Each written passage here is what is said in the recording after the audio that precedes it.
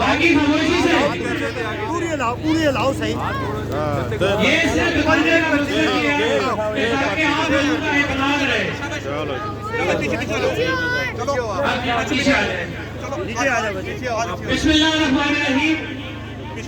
जो हमारा पहला इनाम, वो जो हमने 19 छोटे इनाम बताए हैं, उनमें से जो पहला इनाम निकला है वो है जी वॉचर नंबर 1386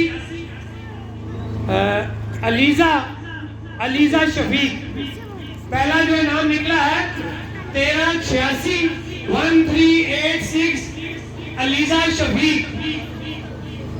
क्या इस पर्ची से आप मुतमईन हैं?